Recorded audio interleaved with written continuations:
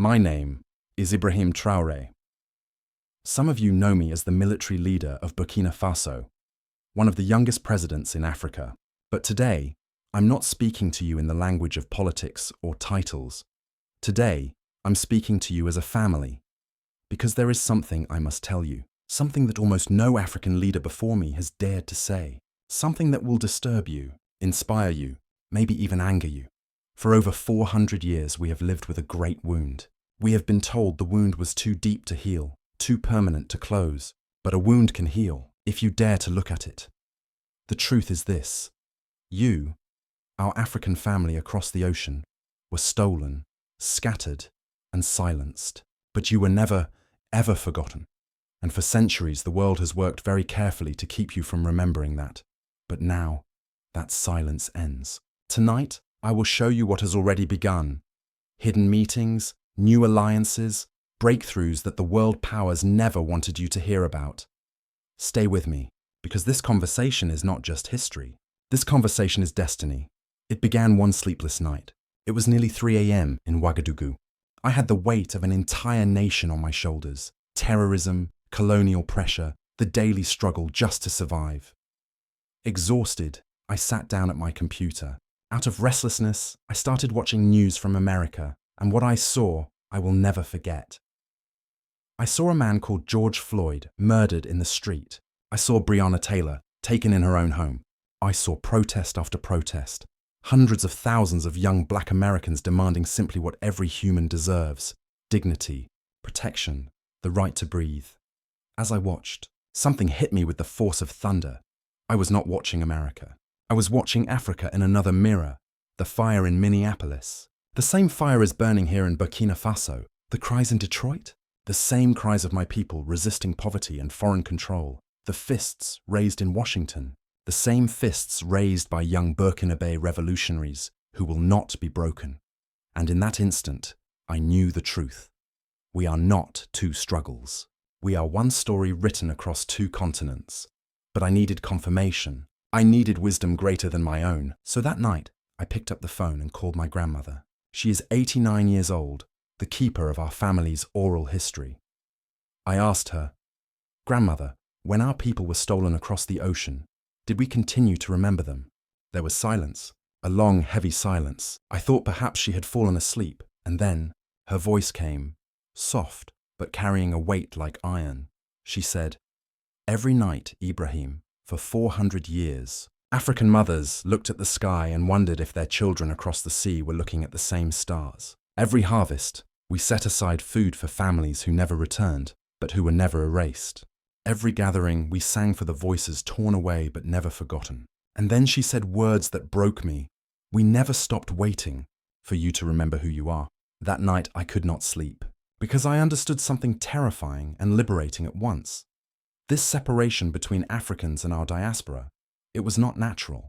It was engineered, enforced, maintained by those who understood that unity would make us unstoppable. And from that night on, I made a vow. We will no longer wait for the family to find itself. We will go and reunite it. 6 months later, destiny arrived in the form of a letter. On my desk lay an envelope from Washington, D.C., written by Dr. Aisha Williams, a professor of African Studies at Howard University. But this was not a dry academic correspondence. It was, in her words, a letter to a lost family rediscovered. She had spent years tracing her family line, DNA tests, oral histories, archival records, and every piece pointed to one truth.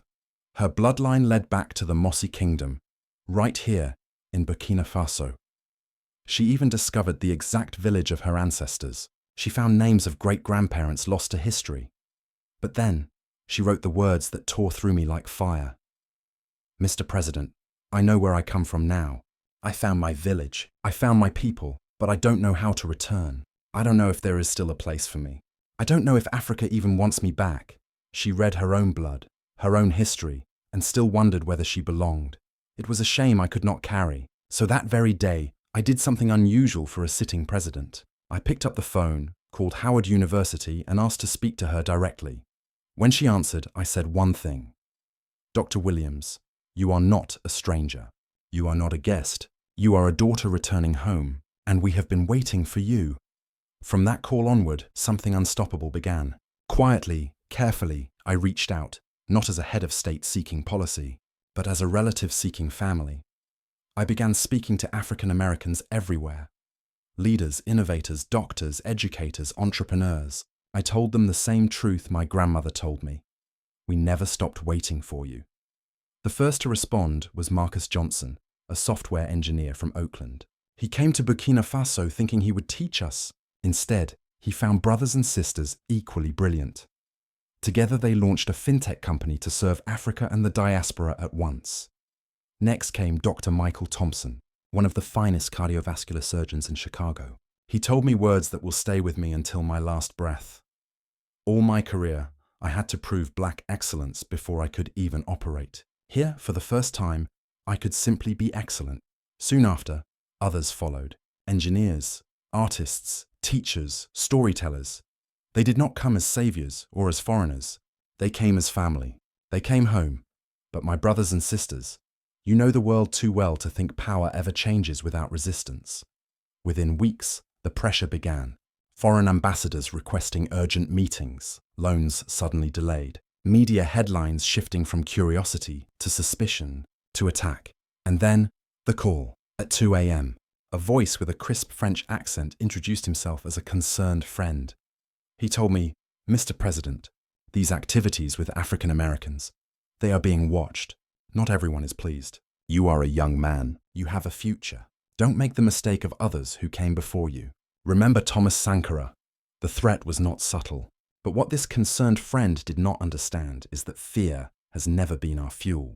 Justice is. And once a family has tasted the sweetness of reconnection, no threat on earth can unmake it. Despite interference, something miraculous was happening. Marcus's fintech grew to 25,000 users across 6 countries in just months. Dr. Thompson created a training program that drew 500 African-American healthcare professionals. In its first year, Dr. Williams launched clean energy, projects lighting up villages that had lived in darkness for generations. But far beyond numbers and achievements, the real miracle was belonging. For the first time in centuries, Africans and African Americans looked at one another not as strangers divided by oceans, but as kin, simply family reunited. I remember one young woman, Kesha from Atlanta, who after just 1 week in Burkina Faso, whispered to me, "For the first time in my life, I feel normal. My success doesn't surprise anyone here. My skin does not need explanation here. For the first time, I feel home." Soon it spread beyond us. Brazil, the Caribbean, Afro-descendants in Europe, black organizations within America itself, emails poured in. Not just individuals, but whole institutions. Historically black colleges, professional associations, business collectives, entire communities saying, "How can we be part of this reunion?" And I realized, what we began in a 1-hour phone call between Burkina Faso and Washington had grown into a movement stretching across continents. So let me paint a picture. I see African and African American students flowing both ways across the Atlantic, into Lagos, Nairobi, Accra, Howard, Spelman, Morehouse, not as foreigners, but as family using their birthright. I see healthcare built by black doctors on both continents, where excellence requires no apology. I see renewable energy across Africa designed by diaspora engineers and fueled by African resources. I see elders laughing under palm trees, telling stories of how a people scattered by slavery became a people reunited by destiny. I see my family, reunions so complete that history itself trembles. But none of this is inevitable without choice. You have nothing left to prove to America. You have already shown the world your brilliance against impossible odds. The real question is not whether you can succeed. The question is, will you keep pouring brilliance into systems designed to contain you? Or will you build new systems with your family that set you free? Do you want to continue as permanent guests at someone else's table? Or do you want to take your seat at the table that has been reserved for 4 centuries? And so I end with this promise. Africa is not asking you to save it. Africa is not asking you to arrive as outsiders. Africa is asking you to come as a family. Your seat is already waiting. You were stolen, but never erased. Scattered, but never abandoned. Silenced, but never forgotten. Now the door stands open, wide enough for an entire people to walk through. The only thing missing is you.